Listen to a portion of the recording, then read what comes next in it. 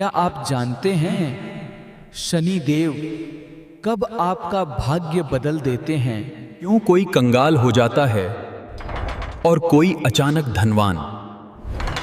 जानिए, भगवान शनि देव किन पर कृपा करते हैं और किन पर कोप करते हैं। ओम शनिदेवाय नमः। नमस्कार दोस्तों, आप सभी का एक बार फिर से स्वागत है। दोस्तों, आज की इस पावन और दिव्य कथा के माध्यम से हम सभी यह जानेंगे कि भगवान शनिदेव किन लोगों को कंगाल बनाते हैं और किन लोगों को धनवान बनाते हैं। दोस्तों, यह प्रश्न आप सभी के भी मन में अवश्य उठता होगा कि एक ही संसार में रहने वाले लोगों के जीवन में इतना अंतर क्यों होता है। क्यों एक व्यक्ति धीरे धीरे कंगाली, कर्ज और दुखों में डूबता चला जाता है और दूसरा व्यक्ति दिन प्रतिदिन धन, वैभव और सम्मान प्राप्त करता चला जाता है। क्या यह केवल भाग्य का खेल है या इसके पीछे भगवान शनिदेव का कोई रहस्य छिपा हुआ है, जिसके कारण वह कुछ लोगों को कंगाल बना देते हैं और कुछ लोगों को धनवान बना देते हैं? तो चलिए दोस्तों, आज की इस दिव्य कथा में भगवान शिव जी के मुखारविंद से इन सभी गूढ़ प्रश्नों का उत्तर जानते हैं। प्रिय श्रोतागण, एक समय की बात है। देवताओं में विचरण करने वाले देवर्षि नारद मुनि सदा की भांति तीनों लोकों में भ्रमण कर रहे थे। तभी उनकी दृष्टि पृथ्वी लोक पर पड़ी, जहां उन्होंने एक अद्भुत और विचार करने योग्य दृश्य देखा। एक ही नगर में दो मनुष्य रहते थे। एक अत्यंत धनी था, जिसके पास धन, वैभव और सुख सुविधाओं की कोई कमी नहीं थी, और वहीं दूसरा मनुष्य अत्यंत निर्धन था, जो दिन रात कठिन परिश्रम करने के बावजूद भी दो वक्त की रोटी के लिए संघर्ष कर रहा था। लेकिन आश्चर्य की बात यह थी कि समय के साथ धनी व्यक्ति और अधिक धनवान होता जा रहा था, जबकि गरीब व्यक्ति धीरे धीरे और भी कंगाल होता जा रहा था। यह दृश्य देखकर नारद मुनि कुछ क्षणों के लिए ठहर गए। उनका मन विचलित हो उठा और उनके भीतर एक गहरा प्रश्न जन्म लेने लगा। आखिर ऐसा क्यों हो रहा है? क्या यह केवल भाग्य है या इसके पीछे शनिदेव का कोई कठोर और रहस्यमय न्याय कार्य कर रहा है? इन प्रश्नों ने देवर्षि नारद जी के मन को व्याकुल कर दिया और वह इन प्रश्नों का उत्तर जानने के लिए कैलाश पर्वत की ओर प्रस्थान कर गए। कैलाश पर्वत पर पहुंचकर देवर्षि नारद जी ने भगवान शिव जी को सादर प्रणाम किया। शिव जी ने गंभीर और स्थिर दृष्टि से नारद जी की ओर देखते हुए शांत स्वर में कहा, हे महामुनि, कैलाश लोक में आपका स्वागत है। कहिए, आज किस उद्देश्य से पधारे हैं? शिव जी के पूछने पर नारद मुनि ने विनम्र भाव से हाथ जोड़कर कहा, हे देवादिदेव, मैं आज आपके पास कोई समाचार लेकर नहीं आया हूं। मैं तो अपने मन में उठ रहे कुछ गहरे प्रश्नों के उत्तर जानने की जिज्ञासा से आपके पास आया हूं। हे प्रभु, मैं ये जानना चाहता हूं कि ग्रहों के देवता शनि देव जी किन लोगों को कंगाल बनाते हैं और किन लोगों पर प्रसन्न होकर उन्हें धन, सुख और समृद्धि प्रदान करते हैं। नारद मुनि के ये प्रश्न सुनकर शिव जी कुछ क्षणों के लिए मौन हो गए, मानो वे समस्त मानव जाति के कर्मों का लेखा जोखा अपने भीतर देख रहे हों। फिर उन्होंने मंद मुस्कान के साथ कहा, हे देवर्षि, आज आपने अत्यंत महत्वपूर्ण और गूढ़ प्रश्न किया है। इन प्रश्नों के उत्तर में केवल धन और दरिद्रता का रहस्य ही नहीं, बल्कि संपूर्ण जीवन का सत्य छिपा हुआ है। जो मनुष्य इस रहस्य को समझ लेता है, वह कभी जीवन में पतन की ओर नहीं जाता। हे देवर्षि, अब मैं तुम्हें एक कथा सुनाने जा रहा हूं, जिसे सुनने के बाद आपको आपके सभी प्रश्नों का उत्तर मिल जाएगा। इतना कहकर शिव जी कथा सुनाते हुए कहते हैं, हे देवर्षि, एक बार की बात है। स्वर्गलोक में माता लक्ष्मी और शनिदेव में विवाद छिड़ गया। लक्ष्मी जी बोली, मैं बड़ी हूं, और शनिदेव बोले, मैं श्रेष्ठ हूं। इस बात से स्वर्ग का वातावरण उस दिन असामान्य रूप से गंभीर हो गया। जहां सदैव शांति और आनंद का वास रहता था, वहां इस प्रश्न ने सभी देवताओं को चिंतन में डाल दिया। माता लक्ष्मी ने शांत, मधुर किंतु दृढ़ स्वर में कहा कि इस सृष्टि में उनका स्थान सर्वोपरि है, क्योंकि उनके बिना किसी भी प्राणी के जीवन में सुख, समृद्धि और वैभव संभव नहीं। उन्होंने कहा कि जहां उनका वास होता है, वहां आनंद, उन्नति और ऐश्वर्य अपने आप आ जाते हैं, और जहां वे नहीं होती, वहां केवल अभाव, दुख और दरिद्रता ही रह जाती है। उनकी बात समाप्त होते ही शनिदेव ने गंभीर स्वर में कहा, हे देवी, मैं यह बात स्वीकार करता हूं कि आपका महत्व मानव के लिए अत्यंत उपयोगी है, किंतु श्रेष्ठता का आधार केवल धन और वैभव नहीं हो सकता। मैं कर्मों का दाता हूं, न्याय का प्रतीक हूं, और मेरे द्वारा ही प्रत्येक प्राणी को उसके कर्मों का उचित फल प्रदान होता है। यदि कोई व्यक्ति अधर्म करता है तो चाहे उसके पास कितना भी धन क्यों ना हो, वह मेरे प्रभाव से सब कुछ खो सकता है। और यदि कोई निर्धन होते हुए भी धर्म के मार्ग पर चलता है तो उसे अवश्य उसका उचित फल प्राप्त होता है। इस प्रकार यह विवाद केवल दो देवताओं के बीच की चर्चा न रहकर एक गूढ़ प्रश्न बन गया, क्या जीवन में धन और समृद्धि सर्वोपरि है या कर्म और उसका न्याय? स्वर्ग के अन्य देवता भी इस प्रश्न का उत्तर देने में असमर्थ रहे, क्योंकि दोनों ही अपने स्थान पर अत्यंत महत्वपूर्ण थे और किसी एक को श्रेष्ठ कहना दूसरे के महत्व को कम करना था। अंत में माता लक्ष्मी और शनिदेव ने यह निश्चय किया कि इस विवाद का समाधान पृथ्वी लोक पर कराया जाए, जहां कोई ऐसा न्यायप्रिय और धर्मनिष्ठ राजा हो जो बिना भय और पक्षपात के सत्य का निर्णय कर सके। इस प्रश्न का निर्णय जानने के लिए वह पृथ्वी लोक पर प्रयागराज नामक पवित्र नगरी में राजा धर्मवर्धन के दरबार में आए। राजा धर्मवर्धन एक महान और न्यायप्रिय शासक थे, जिनकी ख्याति दूर दूर तक फैली हुई थी और जिनके दरबार में सदैव सत्य और धर्म के आधार पर ही निर्णय दिया जाता है।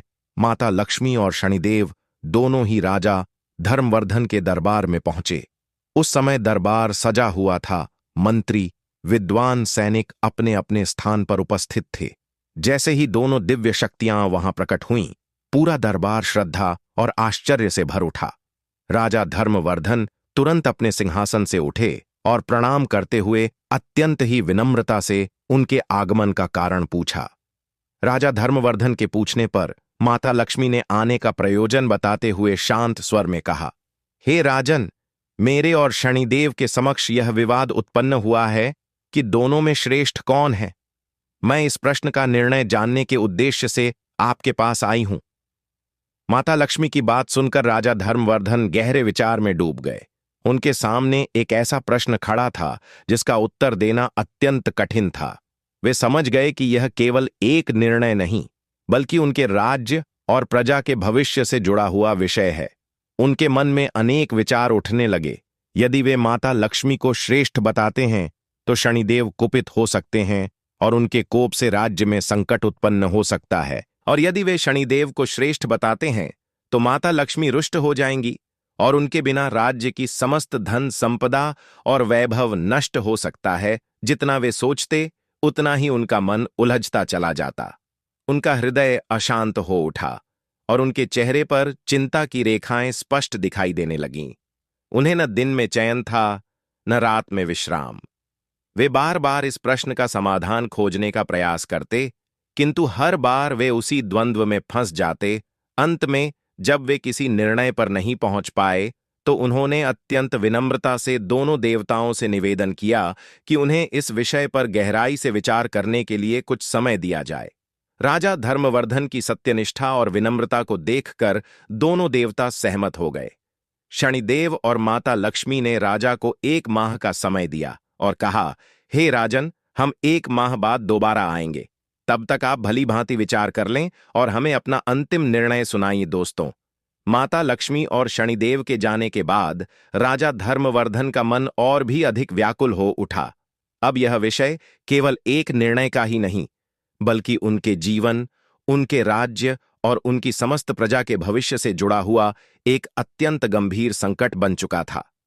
वे दिन रात इसी चिंता में डूबे रहते कि 1 माह के पश्चात जब दोनों देवता दोबारा उनके समक्ष उपस्थित होंगे, तब वे क्या उत्तर देंगे, किसे श्रेष्ठ बताएंगे और किस प्रकार इस कठिन परिस्थिति से स्वयं को और अपने राज्य को सुरक्षित रख पाएंगे। राजा इस बात को सोचकर अधीर रहने लगा। जब वह दरबार में बैठते तो भी उनका ध्यान बार बार उसी प्रश्न पर चला जाता और रात्रि में शयन करते समय भी उन्हें तनिक भी नींद नहीं आती।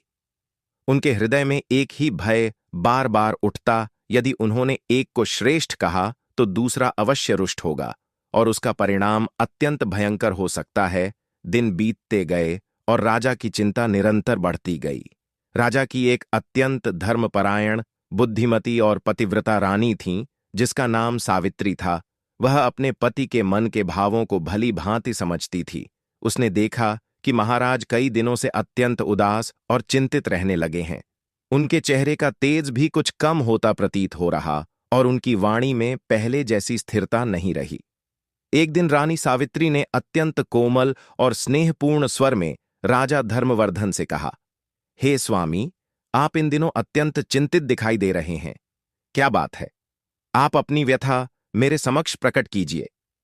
रानी के इन शब्दों में स्नेह और विश्वास दोनों थे, इसलिए राजा धर्मवर्धन ने कुछ क्षण मौन रहकर अपने मन को स्थिर किया और फिर प्रारंभ से लेकर अंत तक पूरी घटना रानी को सुना दी। माता लक्ष्मी और शनिदेव का विवाद, उनका दरबार में आना और 1 माह बाद निर्णय देने की बात, सारी बात सुनने के बाद रानी सावित्री कुछ क्षणों के लिए गहरे विचार में डूब गईं। उनके मुख पर गंभीरता थी, किंतु उनके मन में समाधान का मार्ग स्पष्ट होने लगा था। कुछ देर बाद उन्होंने अत्यंत संतुलित और बुद्धिमत्तापूर्ण स्वर में कहा, महाराज, इस संकट का समाधान संभव है, परंतु इसके लिए आपको अत्यंत सूझबूझ से कार्य करना होगा। आपको अपने मुख से किसी को भी बड़ा या छोटा नहीं कहना चाहिए, क्योंकि वास्तव में अपनी अपनी जगह दोनों ही श्रेष्ठ हैं। माता लक्ष्मी धन और समृद्धि की अधिष्ठात्री हैं और शनिदेव कर्म और न्याय के देवता हैं। यदि आप स्वयं निर्णय देंगे तो किसी एक को अवश्य कष्ट होगा, इसलिए हमें ऐसा उपाय करना चाहिए जिससे निर्णय स्वयं ही प्रकट हो जाए। फिर रानी ने राजा धर्मवर्धन को सुझाव दिया और 2 सिंहासन बनवाए, एक सोने का और एक चांदी का। सोने का सिंहासन महाराज के दाएं ओर और चांदी का सिंहासन बाएं ओर स्थापित कराया। फिर रानी ने कहा, महाराज, जब 1 माह के पश्चात माता लक्ष्मी और शनिदेव आएंगे तो माता लक्ष्मी स्वभाववश स्वर्ण सिंहासन पर विराजमान होंगी, क्योंकि वे ऐश्वर्य की देवी हैं, और शनिदेव चांदी के सिंहासन पर बैठेंगे। उस समय जब वे आपसे पूछें कि श्रेष्ठ कौन है, तो आप किसी को भी कोई उत्तर न दें, और यदि वे बार बार आग्रह करें तो विनम्रता से कह दें कि उन्होंने अपनी श्रेष्ठता का निर्णय स्वयं ही कर लिया है। इसमें अब वे क्या कह सकते हैं? रानी सावित्री के इस विचार को सुनकर राजा धर्मवर्धन को ऐसा प्रतीत हुआ मानो उनके मन से एक बहुत बड़ा बोझ उतर गया हो। कई दिनों बाद उनके चेहरे पर शांति की झलक दिखाई दी और उन्हें इस कठिन समस्या का एक उचित समाधान मिल गया। इधर समय धीरे धीरे बीतता गया और देखते ही देखते 1 माह पूर्ण हो गया। निर्धारित समय पर माता लक्ष्मी और शनिदेव दोबारा राजा धर्मवर्धन के दरबार में उपस्थित हुए। उस दिन दरबार विशेष रूप से सुसज्जित था और सभी की दृष्टि उसी निर्णय पर टिकी हुई थी जिसका उत्तर आज मिलने वाला था। राजा धर्मवर्धन ने दोनों देवताओं का आदरपूर्वक स्वागत किया और उन्हें बैठने के लिए उनके आसनों की ओर संकेत किया। तब वही हुआ जैसा रानी सावित्री ने पूर्व में बताया था। माता लक्ष्मी स्वभाववश स्वर्ण सिंहासन पर जाकर विराजमान हो गईं और शनिदेव चांदी के सिंहासन पर बैठ गए। कुछ क्षणों के पश्चात दोनों ने राजा की ओर देखा और अपने प्रश्न को फिर से दोहराया कि अब वे निर्णय सुनाएं, दोनों में श्रेष्ठ कौन है? राजा धर्मवर्धन ने अत्यंत शांत और संयमित स्वर में उत्तर दिया, हे देवत्व, आपने अपने आचरण से अपनी अपनी श्रेष्ठता का निर्णय स्वयं ही कर लिया है। इसमें अब हम क्या कह सकते हैं? राजा के इन शब्दों को सुनते ही दरबार में गहरा सन्नाटा छा गया। शनिदेव के मुखमंडल पर असंतोष की रेखाएं स्पष्ट दिखाई देने लगीं। वे भीतर ही भीतर खिन्न हो उठे और बिना कुछ कहे वहां से चले गए। यह दृश्य देखकर माता लक्ष्मी ने राजा की ओर स्नेहपूर्ण दृष्टि से देखते हुए कहा, हे राजन, शनिदेव तुमसे रुष्ट हो गए हैं और उनके कोप का प्रभाव अत्यंत कठोर होता है, जिसका परिणाम तुम्हें शीघ्र ही देखने को मिल सकता है। परंतु तुम चिंता मत करो, मैं तुम्हारे साथ हूं। देखते ही देखते कुछ ही समय में शनिदेव का प्रकोप प्रकट होने लगा। राज्य में भयंकर अकाल पड़ गया। वर्षा बंद हो गई। मेघ आकाश में आते और गरज कर चले जाते। खेत खलिहान सूख गए। धीरे धीरे अन्न समाप्त होने लगा। प्रजा भूख से व्याकुल होकर इधर उधर भटकने लगी। नर नारी ही नहीं बल्कि पशु पक्षी भी उस भूमि को छोड़कर अन्य स्थानों की ओर पलायन करने लगे। धीरे धीरे वह समृद्ध राज्य उजाड़ होने लगा। राजा धर्मवर्धन अपने राज्य की यह दयनीय स्थिति देखकर अत्यंत दुखी हो उठे। अपनी प्रजा को इस कष्ट में देखना उनके लिए असहनीय था। वे दिन रात स्वयं को दोषी मानते रहे, किंतु अब परिस्थिति उनके हाथ से निकल चुकी थी। इस प्रकार पूरा 1 वर्ष बीत गया और फिर अंत में राजा ने यह निर्णय लिया कि अब वे इस उजड़े हुए राज्य में नहीं रह सकते। उन्होंने अपनी पत्नी सावित्री के साथ उस स्थान को छोड़ देने का निश्चय किया। दोनों ने भारी मन से अपने राज्य को अंतिम बार देखा और फिर साधारण वेश में वहां से निकल पड़े। राजा ने एक छोटी सी पोटली में कुछ हीरे जवाहरात और आभूषण बांध लिए, यह सोचकर कि जहां भी वे जाएंगे विपत्ति के समय इन्हें बेचकर अपने जीवन का निर्वाह कर लेंगे। राजा और रानी जैसे ही अपने राज्य से निकले, उसी समय आकाश में घने बादल छा गए और देखते ही देखते भयंकर आंधी तूफान आ गया। चारों ओर घोर अंधकार फैल गया, दिशाएं मानो लुप्त हो गईं। उस अंधेरे और तूफान के कारण वे रास्ता भटक गए और उन्हें समझ में नहीं आ रहा था कि किस दिशा में जाएं। उसी समय माता लक्ष्मी एक छोटी सी कन्या का रूप धारण कर वहां प्रकट हुईं। उनके हाथ में एक छोटी सी लालटेन थी, जिसकी मंद रोशनी उस गहरे अंधकार में भी मार्ग दिखा रही थी। वह कन्या बिना कुछ कहे धीरे धीरे आगे बढ़ी और राजा रानी को अपने पीछे आने का संकेत किया। वे दोनों उसी के पीछे पीछे चलते रहे और कुछ ही समय में वह उन्हें एक नदी के किनारे ले आई। वहां पहुंचाकर वह कन्या अचानक अदृश्य हो गई, मानो वह केवल उन्हें मार्ग दिखाने के लिए ही आई हो। अब राजा और रानी के सामने एक नई समस्या खड़ी हो गई। इस नदी को पार कैसे किया जाए?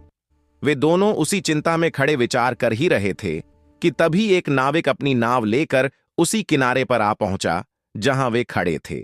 वह कोई साधारण नाविक नहीं था, बल्कि स्वयं शनिदेव थे, जो अपनी लीला दिखाने आए थे।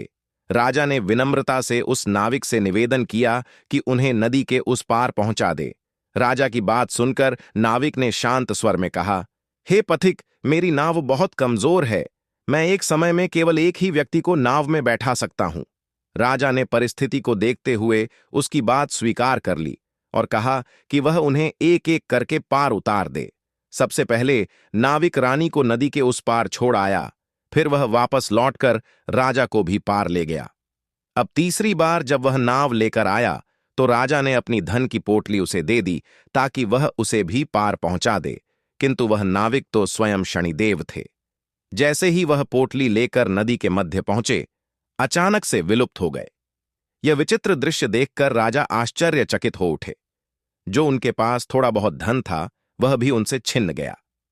अब उनके सामने भोजन और जीवन निर्वाह का संकट खड़ा हो गया, किंतु राजा धर्मवर्धन अत्यंत धैर्यवान और दृढ़ निश्चयी थे।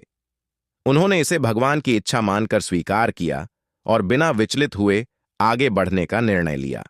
वे अपनी रानी के साथ आगे बढ़ते रहे। चलते चलते वे एक छोटे से गांव में पहुंचे। उस गांव के लोग जंगल से लकड़ियां काटकर उन्हें बेचते थे और उसी से अपना जीवन यापन करते थे। राजा ने भी परिस्थिति को स्वीकार करते हुए उसी गांव में रहने का निश्चय किया और अपनी रानी के साथ लकड़ियां काटकर बेचने लगे, जिससे उनका गुजारा चलने लगा।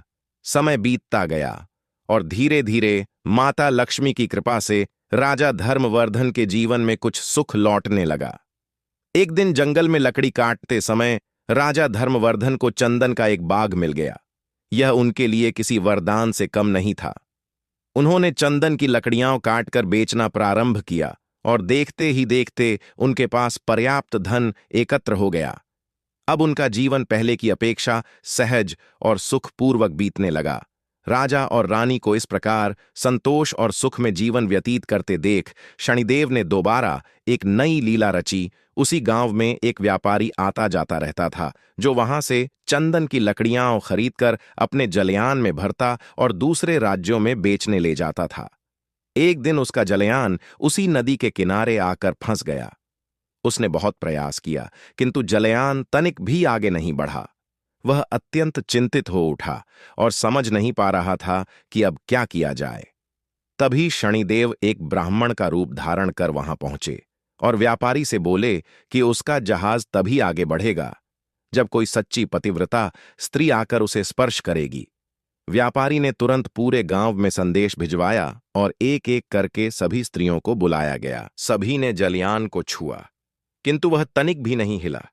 तभी अचानक से पीछे से आवाज आई। किसी ने व्यापारी से कहा, अभी गांव में एक स्त्री है जो यहां नहीं आई है। ये बात सुनकर व्यापारी ने अपने सेवक को रानी सावित्री के पास भेज दिया।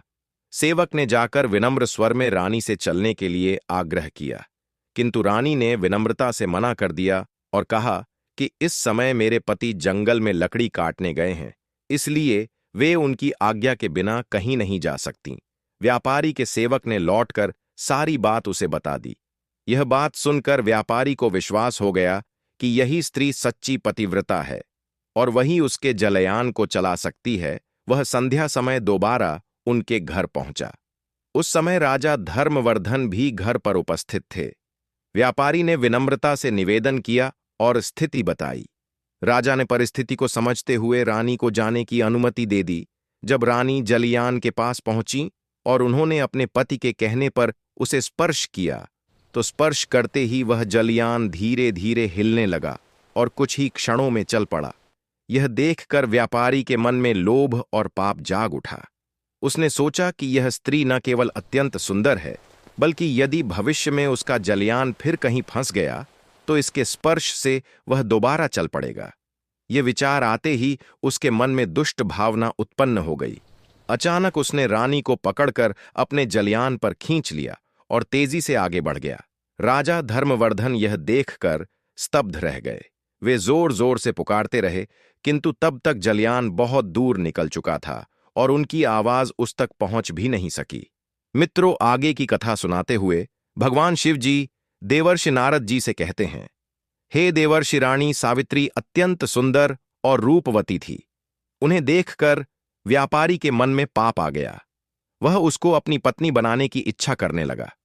रानी ने व्यापारी की छेड़छाड़ से तंग आकर सूर्यदेव का आह्वान किया और अपने शरीर को कुरूप बना दिया। रानी के कुरूप शरीर को देखकर व्यापारी डर गया और अब वह रानी के पास नहीं जाता था, पर वह हमेशा अपने साथ रखता था। इधर राजा रोते बिलखते नदी किनारे से चल पड़े। वह इसी उम्मीद में थे कि यदि जलयान उस तरफ से गुजरा तो वह अपनी पत्नी को छुड़ा लेंगे।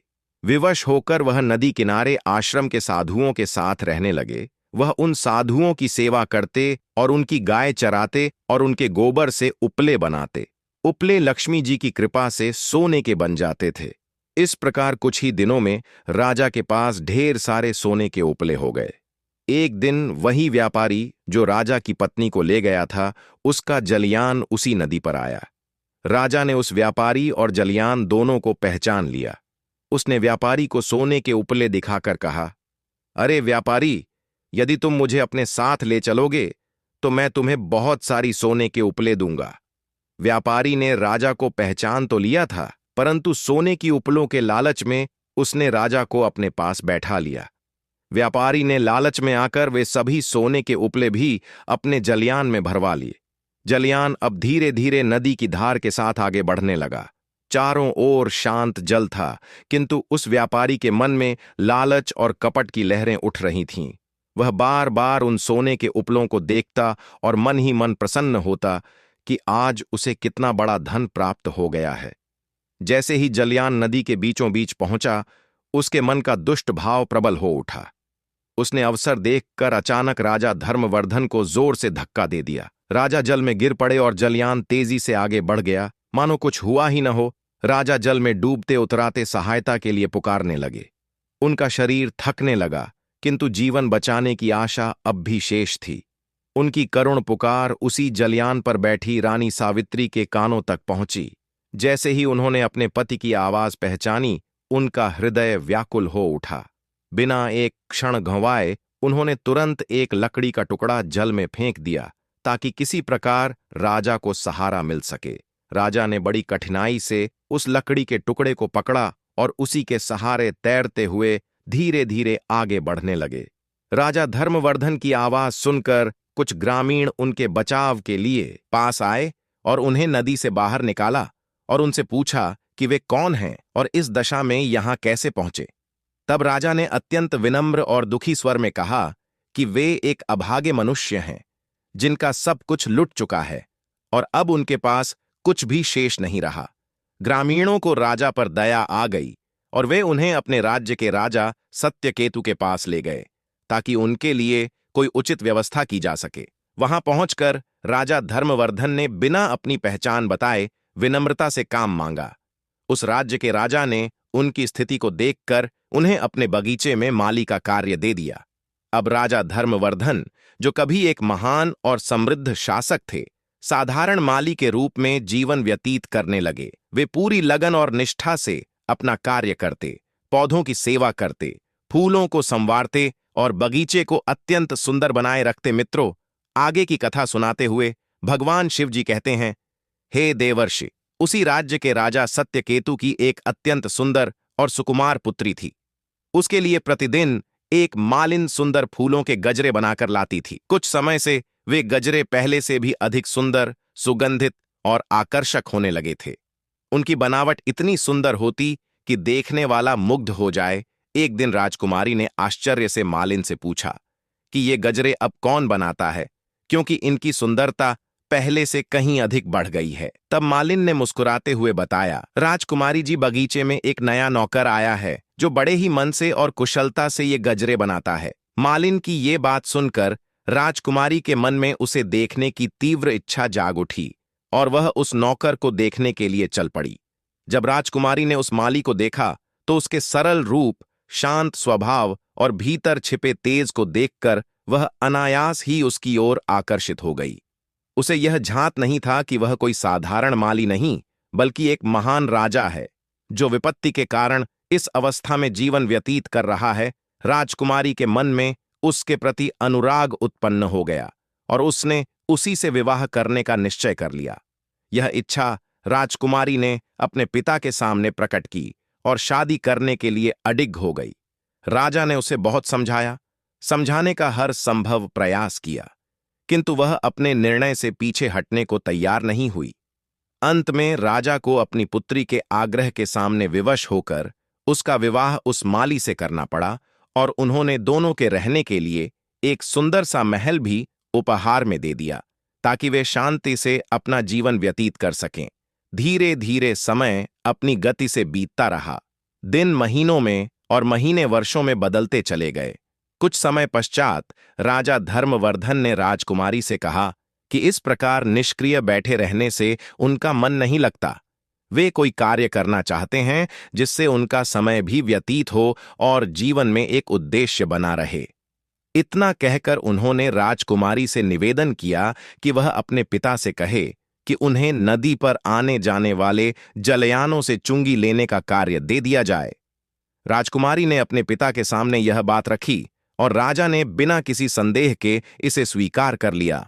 अब धर्मवर्धन को जलयानों से चुंगी लेने का कार्य मिल गया। वे पूर्ण निष्ठा और ईमानदारी से अपना कर्तव्य निभाने लगे। कोई भी उनसे छल नहीं कर सकता था, क्योंकि वे हर वस्तु को ध्यानपूर्वक परखते और न्यायपूर्वक निर्णय लेते थे। इस प्रकार धीरे धीरे 7 वर्ष बीत गए और अब शनिदेव का प्रभाव समाप्त होने को था। समय का चक्र बदलने लगा था और परिस्थितियां भी करवट लेने लगी थीं। एक दिन संयोगवश वही व्यापारी जिसने पूर्व में छल करके उनका धन छीन लिया था और उन्हें जल में धक्का दे दिया था, वह अपने जलयान के साथ उसी मार्ग से गुजरा। जैसे ही वह जलयान चुंगी स्थल पर पहुंचा, धर्मवर्धन की दृष्टि उस पर पड़ी और उन्होंने तुरंत उसे पहचान लिया। उन्होंने उसी क्षण उस जलयान को रोक दिया और आगे जाने से मना कर दिया। व्यापारी को यह देखकर अत्यंत क्रोध आया। वह तुरंत वहां के राजा सत्यकेतु के पास पहुंचा और शिकायत करने लगा कि एक साधारण चुंगी लेने वाला व्यक्ति उसे रोक रहा है और आगे नहीं जाने दे रहा है। राजा ने इस बात को गंभीरता से लिया और अपने सैनिकों को भेजकर धर्मवर्धन को दरबार में बुलाया।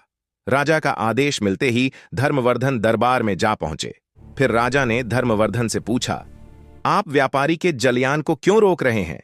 तब धर्मवर्धन ने शांत किंतु दृढ़ स्वर में कहा, महाराज, व्यापारी के पास मेरे सोने के उपले हैं और वह उन्हें लौटाने से इनकार कर रहा है। धर्मवर्धन की बात सुनकर राजा ने पूछा, आप कैसे कह सकते हैं कि वह सोने के उपले आपके हैं? आपके पास इसका क्या प्रमाण है?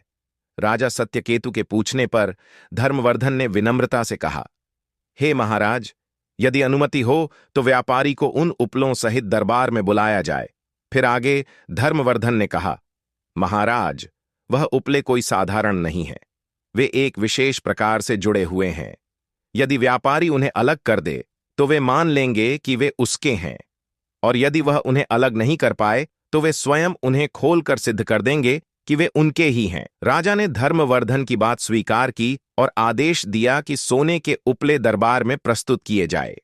उपले दरबार में लाए गए और व्यापारी से कहा गया कि यदि ये उपले उसके हैं तो वह उन्हें अलग करके दिखाए, और यदि वह ऐसा नहीं कर पाता है तो वे उपले उससे लेकर धर्मवर्धन को दे दिए जाएंगे।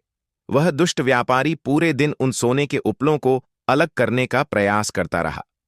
कभी वह उन्हें बलपूर्वक खींचता, कभी विभिन्न उपाय करता, किंतु एक भी उपला उससे अलग न हो सका। समय बीतता गया। सूर्यदेव अस्ताचल की ओर बढ़ने लगे, परंतु उसकी सारी चेष्टाएं निष्फल सिद्ध हुईं। अंत में जब संध्या हो गई तब धर्मवर्धन की बारी आई। उन्होंने अत्यंत शांत और स्थिर मन से उन उपलों को हाथ में लिया और भगवान का स्मरण करते हुए कुछ ही क्षणों में उन्हें सहज ही अलग कर दिया। यह दृश्य देखकर पूरा दरबार विस्मित रह गया, मानो सबके सामने सत्य स्वयं प्रकट हो गया हो। यह देखकर राजा सत्यकेतु ने गंभीर स्वर में पूछा, वत्स, तुम वास्तव में कौन हो?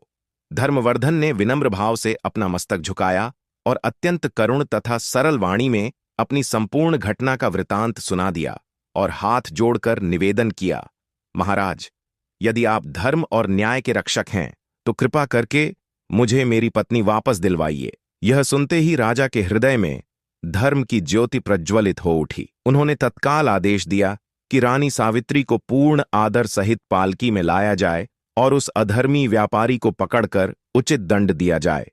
कुछ ही समय में रानी सावित्री दरबार में लाई गईं। इतने वर्षों के वियोग के पश्चात जब पति पत्नी का पुनर्मिलन हुआ तो वहां उपस्थित सभी जन भाव विभोर हो उठे। वह क्षण अत्यंत मार्मिक और पवित्र था। तब रानी सावित्री ने दोबारा भगवान सूर्यदेव का स्मरण कर विनयपूर्वक प्रार्थना की कि वे उन्हें उनका पूर्व का रूप प्रदान करें, जिससे वे अपने पति के समक्ष उसी स्वरूप में उपस्थित हो सकें जैसा उन्होंने विवाह के समय धारण किया था। उनकी सच्ची भक्ति और सतीत्व से प्रसन्न होकर भगवान सूर्य ने उन्हें उनका दिव्य, सुंदर और तेजस्वी रूप प्रदान कर दिया। यह अद्भुत दृश्य देखकर सबके मन में श्रद्धा उत्पन्न हो गई।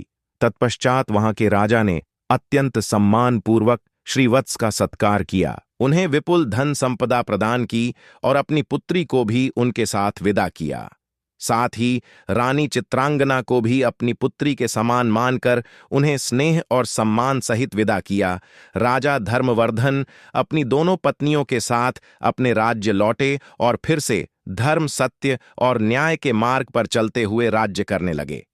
कुछ समय पश्चात एक दिन शनिदेव राजा धर्मवर्धन के दरबार में स्वयं प्रकट हुए। उनका स्वर गंभीर और दिव्य था। उन्होंने राजा धर्मवर्धन से कहा, हे राजन, हमारे और देवी लक्ष्मी के मध्य जो विवाद प्रतीत हो रहा था वह वस्तुतः एक लीला मात्र थी। हम तुम्हारे सत्य, धैर्य और धर्मनिष्ठा की परीक्षा लेना चाहते थे। हे राजन, मैं तुम्हारे त्याग से अत्यंत प्रसन्न हुआ। आज मैं तुम्हें 4 ऐसी बातें बताने जा रहा हूं जिन्हें तुम सदैव जीवन में याद रखना। पहली बात, जो मनुष्य विपत्ति में भी अपने धर्म और सत्य का त्याग नहीं करता वह कभी नष्ट नहीं होता। ऐसे पुरुष की रक्षा स्वयं देवता करते हैं और अंततः वही जीवन में सच्ची विजय प्राप्त करता है। दूसरी बात, जो मनुष्य दरिद्रता आने पर भी अधर्म का मार्ग नहीं अपनाता, अन्याय से दूर रहता है और पाप का धन ग्रहण नहीं करता, वह सदा ईश्वर की कृपा का पात्र बना रहता है। मैं भी उसका कभी अनिष्ट नहीं करता, अपितु उस पर देवी लक्ष्मी की कृपा निरंतर बनी रहती है। तीसरी बात, जो मनुष्य धन और वैभव प्राप्त होने पर भी अहंकार नहीं करता, अपने बड़ों, गुरुजनों और दीन दुखियों का सम्मान करता है और किसी का अपमान नहीं करता, मैं सदा उससे प्रसन्न रहता हूं, उसका कभी अहित नहीं करता बल्कि उसकी सहायता ही करता हूं। इसके पश्चात शनिदेव ने गूढ़ वाणी में कहा, हे राजन, यह संसार कर्म और काल के अधीन है। मेरी दृष्टि से कोई भी बच नहीं सकता। मेरी ही कृपा से मनुष्य पल भर में धनवान बन सकता है और मेरी ही परीक्षा से वह पल भर में निर्धन भी हो सकता है। किंतु जो मनुष्य हर परिस्थिति में धर्म और सत्य पर अडिग रहता है, अंत में वही सच्ची विजय प्राप्त करता है। हे राजन, मैं तुम्हारी सच्ची निष्ठा और भक्ति से अत्यंत प्रसन्न हूं। मैं तुम्हें वरदान देता हूं कि मेरे आशीर्वाद से तुम्हारा राज्य फिर से धन, धान्य और वैभव से परिपूर्ण हो जाएगा। तुम्हारी प्रजा सुखी और समृद्ध रहेगी और तुम्हारे जीवन में अब कभी दुख और दरिद्रता नहीं आएगी। उसी क्षण माता लक्ष्मी भी प्रसन्न होकर वहां प्रकट हुईं और अपनी करुणामयी दृष्टि से राजा धर्मवर्धन को आशीर्वाद दिया, जिससे चारों ओर सुख, शांति और समृद्धि का दिव्य प्रकाश फैल गया। राजा धर्मवर्धन ने विनम्रता और भक्तिभाव से दोनों देवताओं को प्रणाम किया।